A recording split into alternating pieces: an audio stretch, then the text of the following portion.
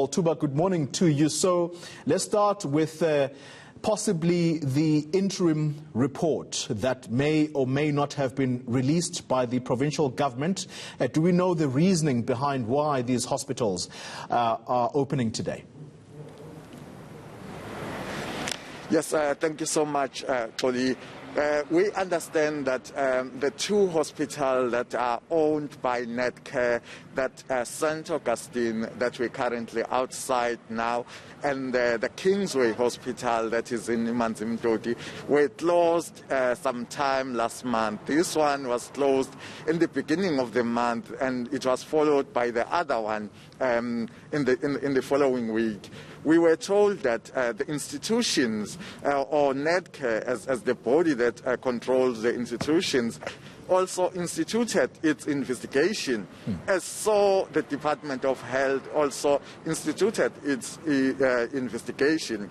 But beside the investigation that was instituted by the Department of Health, there were also regulations and instructions that were given to institutions to ensure that should the time for them to open arises, they are in a good space to open. That includes disinfecting the area and cleaning to ensure that they thoroughly clean the areas or the institution for any possible infection.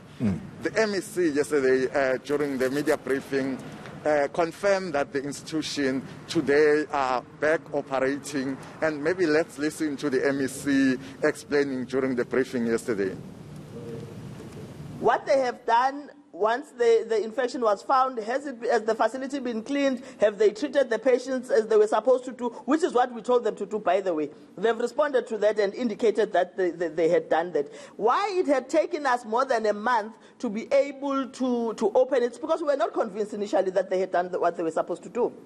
We're not convinced until they had to convince us that they had done it correctly, which includes our teams going into the facility, looking at the things that they say they had implemented. It was only then that we could allow them to open. So no, we are not pressurized, and I must be honest, we are not worried by any private businesses threatening us as government. Remember, they can't necessarily threaten us because we are the ones who give them authority.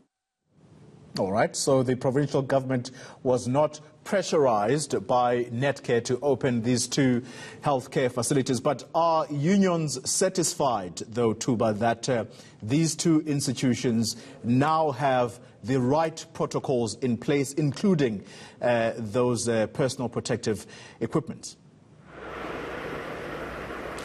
Only, if you may remember that unions were at the forefront accusing the institutions of not providing proper protective equipment for their staff. So we believe that they have had an engagement with all stakeholders that are involved.